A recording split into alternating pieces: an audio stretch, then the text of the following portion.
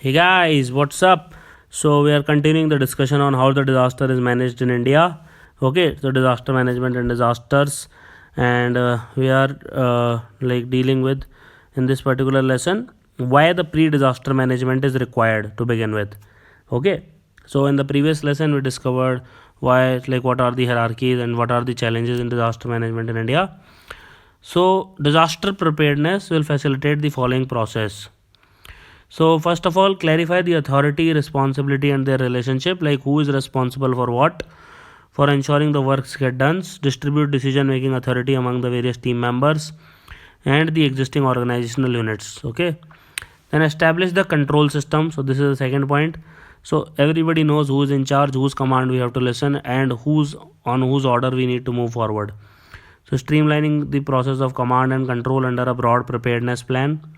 Third is obtaining resources.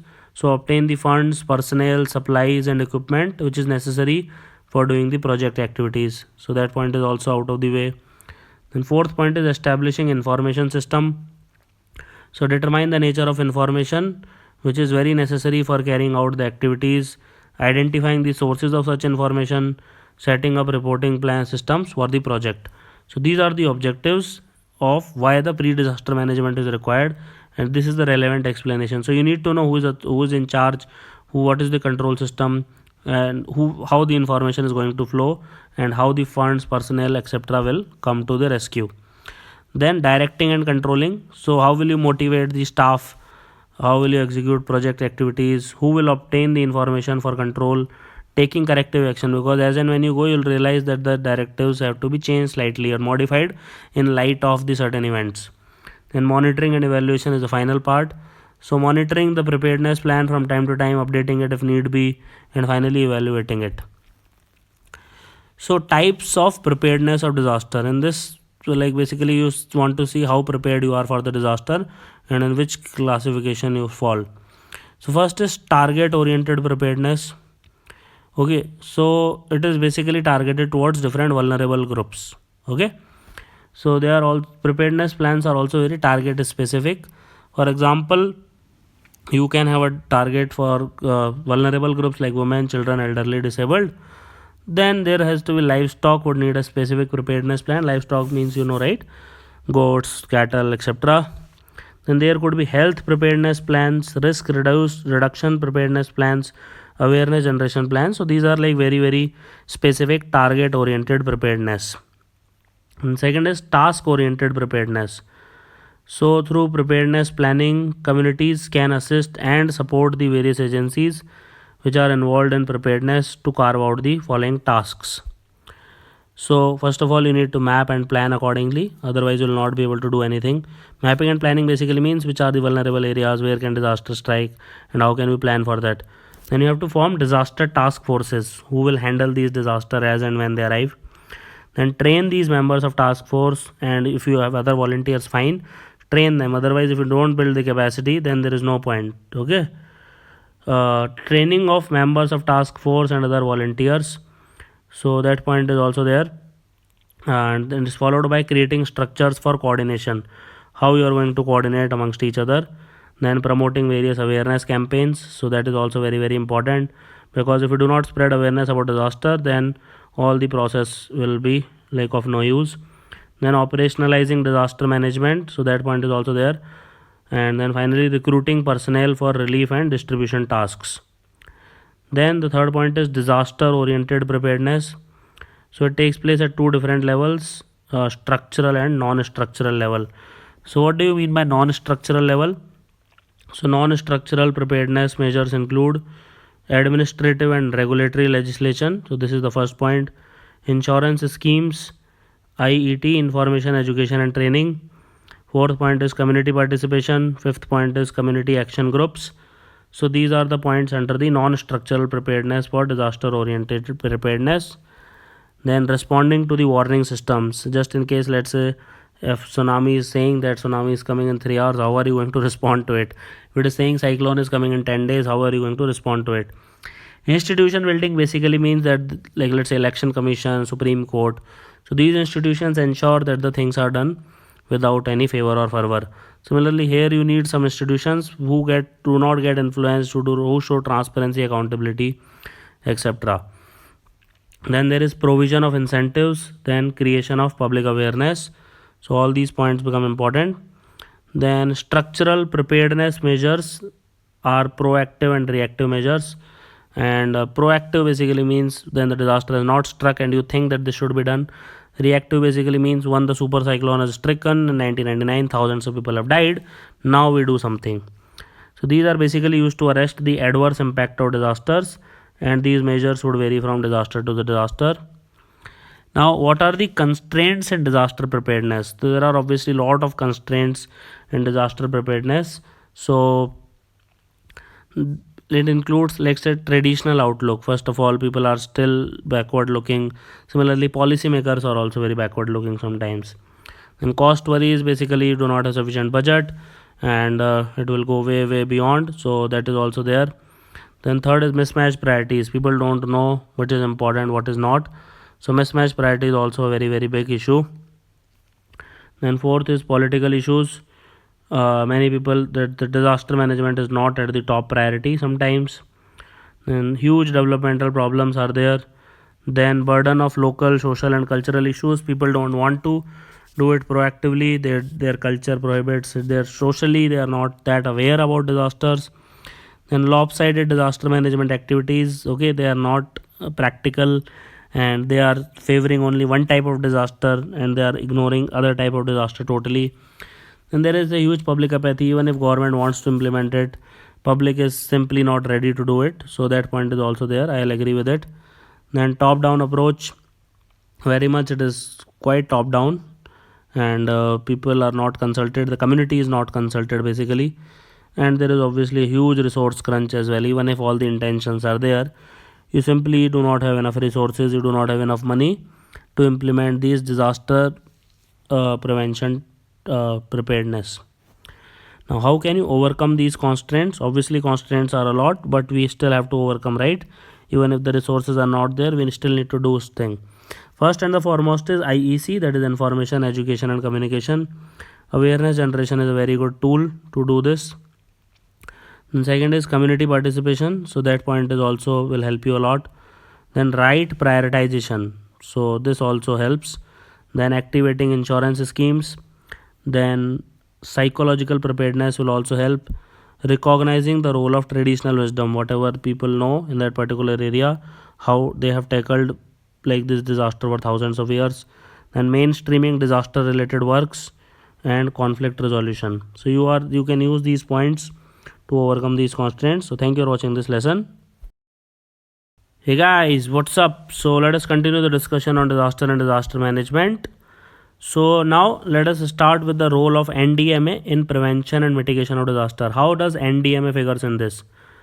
So basically, let me start with saying that mitigation means controlling the undesirable outcomes. It is an integral component of preparedness, is one of the most important ways of preparing for disasters. And disaster mitigation is basically any action taken to eliminate or minimize the impact of a disaster on people, property and environment. So this is an important point. Any act to eliminate or minimize. And since mitigation can take many forms, all the stakeholders in disaster management must get engaged with disaster impact minimization processes. 100% agreed. Now NDMA has initiated steps for launching national level mitigation projects for basically management of earthquakes, cyclones, floods, droughts and landslides. And it strives for strengthening the disaster communication network and giving the last mile connectivity, because otherwise people who are the poorest of the poor, they will suffer the most. And also it is going for setting up national disaster mitigation reserves and work on risk assessment, vulnerability analysis, microzonation, hazard zonation, mapping, etc. It has also been initiated with the involvement of various stakeholder groups. And the most important activities in strengthening disaster preparedness basically includes preparation of guidelines, improvement in risk assessment, vulnerability analysis, early warning systems, capacity building, public awareness, mock drills, etc. The following are some of the initiatives which are taken by NDMA from time to time for disaster mitigation and prevention. National Earthquake Risk Mitigation Project, National Disaster Information and Communication Network, National School Safety Pilot Project, National Landslide Risk Mitigation Project, Flood Risk Mitigation Project, Cyclone Risk Mitigation Project. So these are the some of the initiatives. Try to remember these, because if they ask what are the initiatives taken by NDMA in your mains answer, so definitely some of these you can write down, and trust me, it helps. Then there is World Conference on Natural Disaster Reduction, Yokohama in 1994. So at global level, there has been considerable concern over the natural disasters, and despite the fact that there is a substantial and material progress, I'll agree with it. The loss of lives, property due to disaster has not decreased at all. In fact, the human toll, economic losses have mounted like anything. And it was in this background that the United Nations General Assembly in 1989 declared the entire decade of 1990 to 2000 as the International Decade for Natural Disaster Reduction. Okay, it was declared as International Decade for Natural Disaster Reduction, and the objective was to reduce the loss of lives and property, restrict socio-economic damage. How can they restrict it? Through concerted international action, and it is more especially important in developing countries. So Yokohama Declaration of 1994 started the International Decade for Natural Disaster Reduction, and it basically signaled a radical shift in disaster management.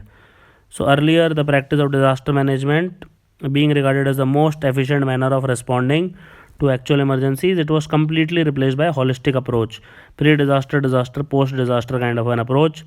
So all the including response, prevention, mitigation, preparedness, everything was taken into account. And this declaration basically also elucidates how the prevention and mitigation, they are the key to minimize the disaster, and if we cannot prevent it, at least we can minimize it using this, and thus it forms the bedrock of integrated disaster management. Now when we talk about Yokohama strategy, it also had a plan of action for a safer world. So first of all, if you want to plan properly for disaster management, prevention, risk prevention, so first of all, you need to assess how risky you are. If you are living next to a volcano, if you are living on Pacific Ring of Fire, if you are, let's say, living in Himalayas, so landslides, earthquakes, volcanoes, all these are like natural corollary, and these things can happen. So it is a required step for adoption of adequate and successful disaster reduction policies and measures. So this is the first point. Then disaster prevention, preparedness, these are very, very important for reducing the need for relief in the first place. So if you can prevent the disaster, or you can prepare for disaster, then you don't need to provide relief for the disaster. It is just like if you do not allow yourself to put on weight, then there is no chance in hell that you will need to reduce it later on. Disaster prevention, preparedness should be considered very integral aspect of developmental policy and planning at national, regional, bilateral, multilateral and international levels. Then development, strengthening of capacities to prevent, reduce, mitigate disaster. It is a top priority area to be addressed to provide a strong basis for follow-up activities to IDNDR. Then early warnings of impending disaster, their effective dissemination. These are very important to successful disaster prevention and preparedness. So this point also you need to understand. Then preventive measures, these are the most effective when they involve participation at all levels, from the local community through the national government to the regional and international level. And vulnerability basically can be reduced by application of proper design, patterns of development focused on target groups, appropriate education, training of the entire community, etc. Now the international community after this accepts the need to share the necessary technology to prevent, reduce and mitigate disaster. Also, environmental protection has become a very, very important component of sustainable development, and it is consistent with the poverty alleviation, because if you alleviate poverty, then disaster itself, the risk reduces. Okay, and it is imperative in prevention and mitigation of natural disasters, so you need to remove poverty as well. Each country bears the primary responsibility for protecting its people, infrastructure and national assets. So basically you need to show strong political determination to efficiently utilize your existing resources, including the financial, scientific, technological means, etc. It is especially true of developing countries and especially true of LDCs, least developed countries. And finally you have management during disaster. So there is an emergency response team. So during the crisis, everybody will get overwhelmed, especially the municipalities and panchayats. So you have this team, and so at the onset the picture is always chaotic and unorganized, and it gets further complicated. Resources available are limited, so it becomes difficult to prioritize. The first reaction is to act spontaneously without due planning and thinking, and there is collapse of communication and transportation as well. So there need to be a strong emergency response system. So district administration headed by the collector will provide government's first organized response to any crisis, okay, because they are the most capable ones. And at the first sign of any crisis, the mechanism should trigger spontaneously without formal orders from anywhere as per the SOPs. And in large cities, usually there is blurring of responsibilities, so they should be made clear.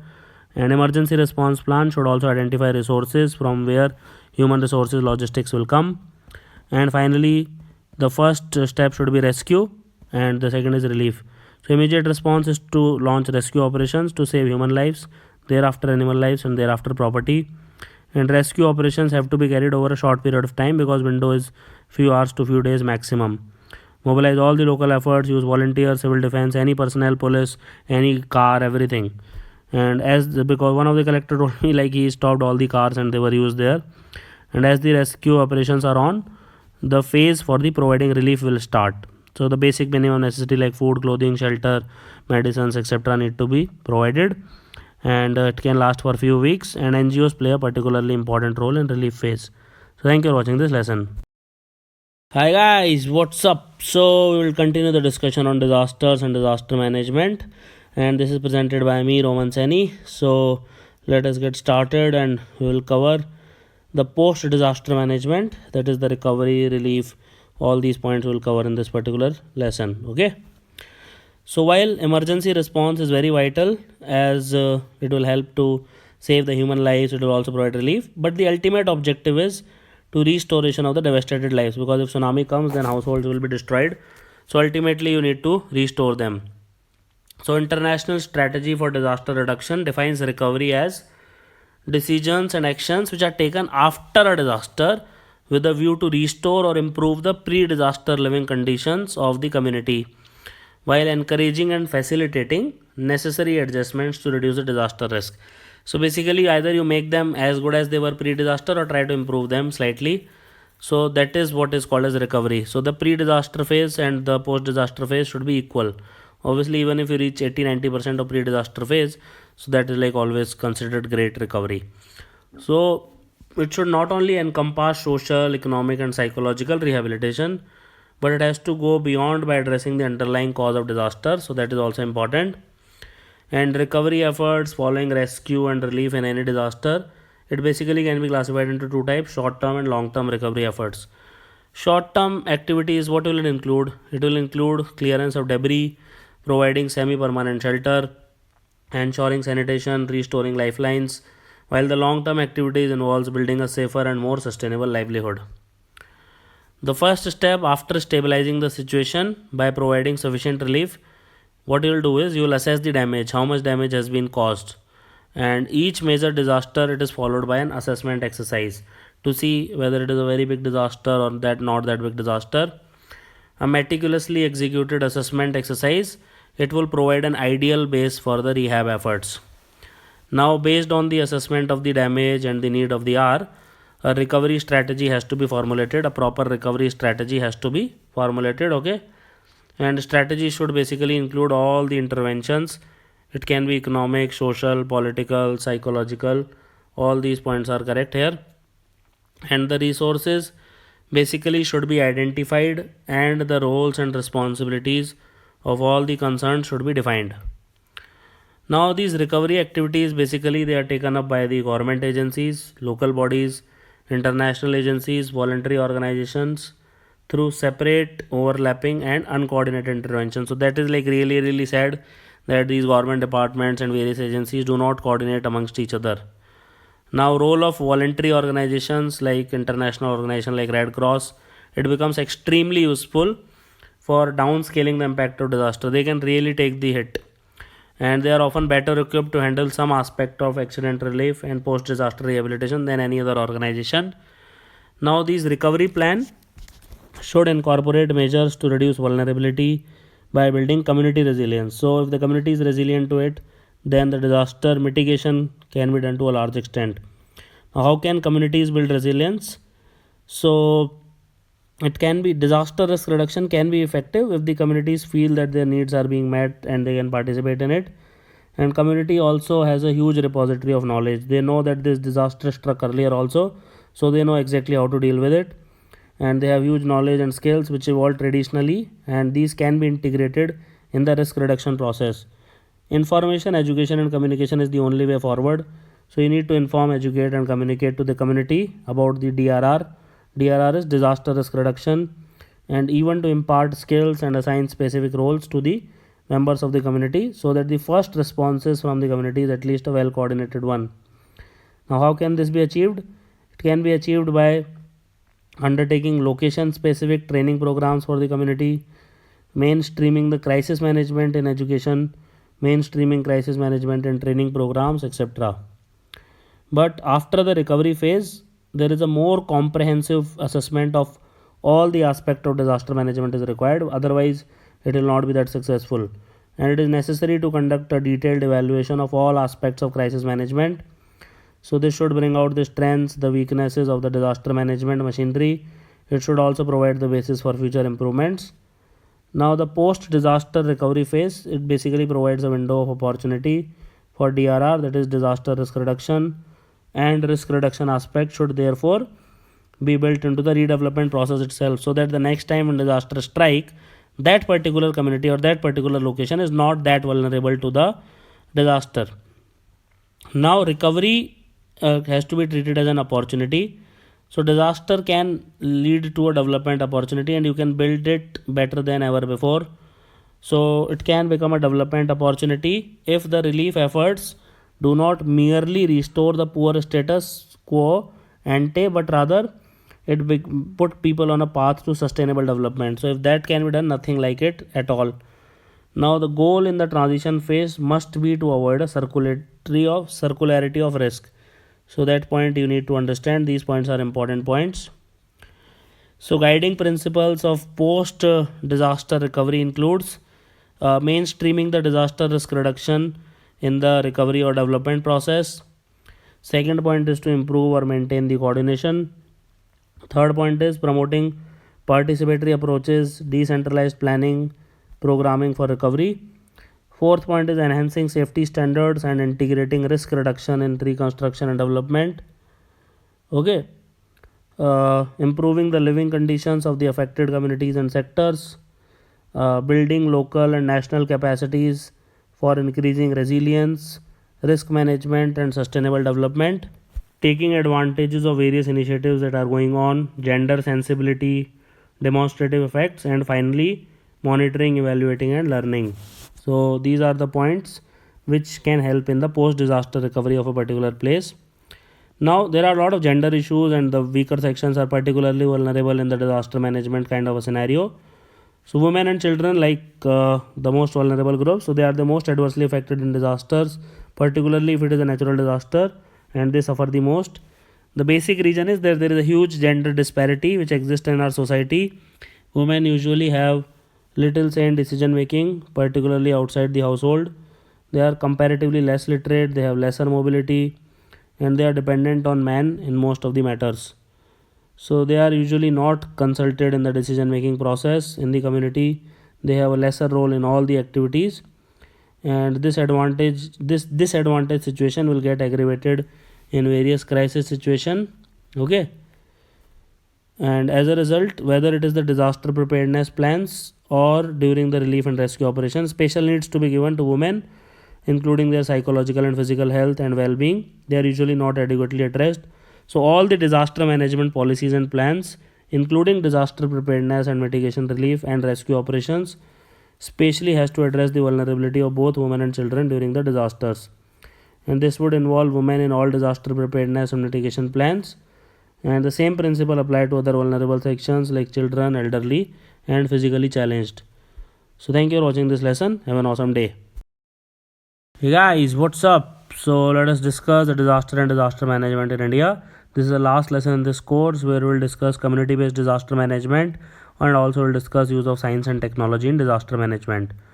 So let us discuss the point of community-based disaster management. Why do we need it in the first place? So why do we need community-based disaster management? Why is needed? Why it is needed? It is an important question which you need to answer. So the aims of the community-based disaster management, they includes reducing the vulnerability, increasing the capacity of households and communities to withstand damaging effects of disasters. So this is the first point. Second point is to contribute to people's participation and empowerment, because people, once they feel empowered, once they feel participated, they can suggest a lot of solutions to the problems which are there in the disaster management, because they have their own traditional knowledge. They enable the vulnerable members of a community to obtain the benefits that they desire. So if you empower the entire community, people tend to get empowered.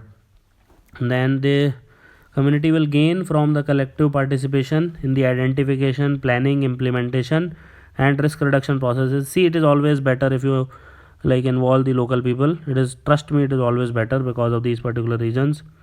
It will put community on the forefront, because if you are saying that आप बताओ कि कैसे करना है, if you tell them that please tell us how to do it, then they are definitely going to do it.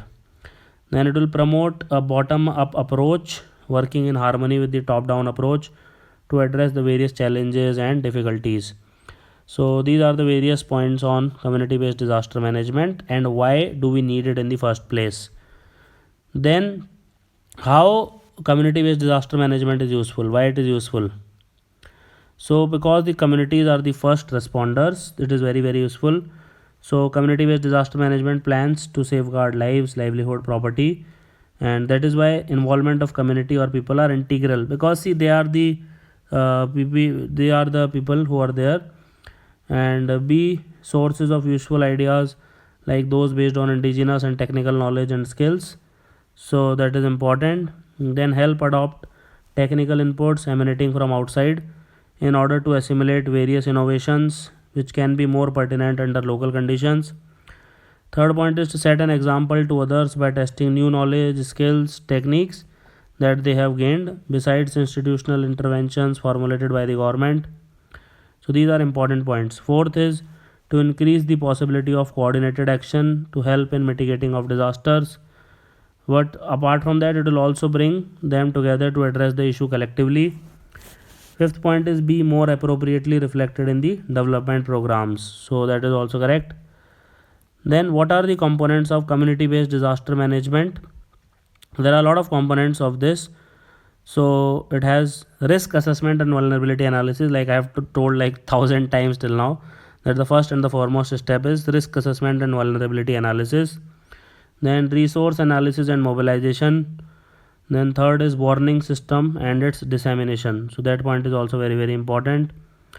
Fourth is organizing community response mechanisms. Fifth is construction and maintenance of cyclone or flood shelters, because this is the thing which we need to have in place. Mock exercise and drills, trust me, nothing is better than that. Then strengthening of community self-help capacities. So that point is also very important. Then specify the role and responsibility. Everybody should know what they are responsible for. Then formation of disaster management committees for decision making, planning, effective implementation, review and analysis of past disaster, really helpful. Prediction of disasters in different seasons by drawing seasonality calendars, mapping the vulnerable places, vulnerable groups, resources available there, safe places for taking shelter, setting up of different disaster management teams to perform specific tasks. Now let us discuss the important point of NGOs, how they help in the disaster management. So NGOs play a very pertinent role in all the phases of disaster management. So this point I need to clear. Now National Disaster Management Authority has brought detailed guidelines on the role of NGOs in disaster management, like facilitate the formation of participation in the state and district level task forces. So this is the first point. Second point is advocating for formal institutionalized engagement, develop protocols for consultative status with NDMA, Finance Commission. Okay. Third point is to initiate appropriate mechanisms. Okay, this is very important for mainstreaming the disaster management concerns with corporate, financial, insurance bodies, professional association, academic bodies. Very important, very important, because these are the people who are very powerful and they move the needle. Then fourth is to establish community level coordination mechanisms. Fifth is to assist in developing and participating in government, NGO, interagency coordination mechanisms. Then participate in NDMA's NGO advisory committee, because obviously you need inputs from these people, right? Then encourage contingency planning at community levels, so again they are helpful there. Then assist in development, piloting, validation and updating of the district level contingency and preparedness plan. Finally, promote and support national projects on risk mitigation. So now use of technology, EWS, everybody has heard. So objective of EWS, that is early warning system, is to alert the community of any hazard that is to become, so that they can prevent it. So basically 4 components: sense the precursor, then transmission of this data to a central processing facility, alert recognition of an impending crisis, and warning dissemination. So this is the 4-step process of EWS. So basically capture the precursor events is generally a technological driven process. So let's say earthquake is there, so tsunami might come. Now transmission of this data is also totally technology based. Alerts are generated on data analysis. Okay, sometimes it might take time. And finally, dissemination of warning to the vulnerable section has to go both through technology and human elements. The early warning phase is largely technology driven, with satellite imagery, remote sensing, seismology, oceanography, climatology. Okay, but last mile problems have to be solved through human intervention. And it is important that the warning reaches the most vulnerable section, and it has to be reached in the way it is understood by them, otherwise there is no point of it. But in spite of the far reaching technological advances, mechanism have to be take place to suit the local conditions, because without involvement and awareness of local community, last mile issue cannot be addressed. Now there is an India Disaster Resource Network. So it was initiated by Ministry of Home Affairs 13 years ago under the GOI UNDP Disaster Risk Management Program. Objective is to build up a systematic inventory of equipments, skilled human resources. It is a nationwide electronic inventory of resources. It enlists equipment, human resources collated from districts, states, national level, line departments and agencies. Currently it is monitored and maintained by NIDM, and it is a live system. It provides for updating of inventory once in every quarter 3 months, and entries into the inventory are made at district and state level. And network will ensure quick access to resources to minimize the response time in emergencies. And the system at the touch of button can give location of specific equipment, specialist resources, as well as the controlling authority for that resources, so that it can be mobilized in the shortest possible time. And district collectors or district magistrate are the authorized officials to get the latest information about the disaster management resources available with various line departments, agencies, and uploaded in the portal using services of district informatics officers. And the database is available simultaneously at district, state and national level. So this was regarding the disaster management in India. Thank you for watching this lesson. Have an awesome day. Hey guys, what's up? So I welcome you to this awesome new course on disasters and disaster management, and this is presented by me, your friend and educator Roman Saini. And in this particular thing, we'll discuss challenges in disaster management, Act of 2005, institutes in India, policy on disaster management, management plan, Sendai framework, and disasters in India during the year 2017. So this is the course plan. This we have already covered in the previous course. So we will see the challenges in the disaster management in India. So our country is always vulnerable to natural disasters because we have a unique geoclimatic conditions, and with the emergence of modern welfare state and 20th century trends of globalization, urbanization, large scale migration of population, climate changes. So these crises have been increasing in magnitude, complexity. That we are getting tsunamis, floods, etc. And there are huge challenges for prevention, reduction, management of disaster in India. So let's start with climate change and global warming. So these changes are happening due to global warming. They can have a serious impact on disaster management, like lot of intensity, frequency, everything is increasing. Flash floods are you're seeing landslides, droughts, cyclones, storm surges. Okay, they are expected to increase in the upcoming years and decades. Then ever-growing population. India will become the largest country in just give like 3-4 years. We will be the number 1 in the world.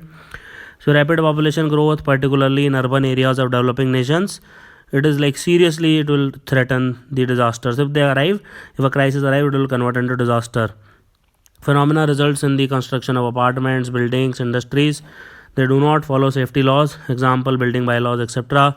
And unplanned growth is also going on. Slums are also developing. And third is rapid urbanization and industrialization. Okay, so these are one of the greatest challenge. For example, in a small city like let's say Delhi or Mumbai, 2 crore people are living. If a disaster like earthquake comes there, maybe 5 lakh people or 10 lakh people may get died or injured. You never know.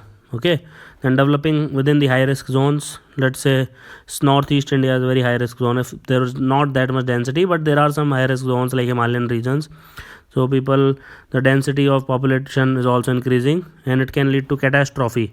And this is a serious threat to the lives and properties who are living in the high risk zones of earthquake. And environmental degradation is going on like anything. Global warming, climate change, hydrological cycle, water resources, droughts, flood, drinking water, forest ecosystem, everything is get affected. Sea level, coastal level areas, losses of coastal wetlands, mangroves, everything is getting affected due to environmental degradation. Then you have fragile institutions. So disaster management authority are yet to turn fully and proactively functional, and they lack a proper framework for the implementation of National Disaster Management Act, NDMP, State Disaster Management Policy, everything is there. Then weak compliance of policies, that is also there. So even like there are a lot of policies and plans and management in place, like there is a huge compliance issues. There is a lack of proper system to inspect constructions to ensure their compliance with disaster mitigation guidelines. Then nobody is building codes and other development control regime. Everything is like there is a huge gap which you can see and observe. Then systemic inefficiencies influencing processes is also there. SOPs do not exist. Authorities are unfamiliar. State have inadequate coordination. People can't coordinate within the government departments. There are absence of proper guidelines for preparation of disaster management plans at various levels and workable disaster management plans. All these are absent. So it is a huge challenge.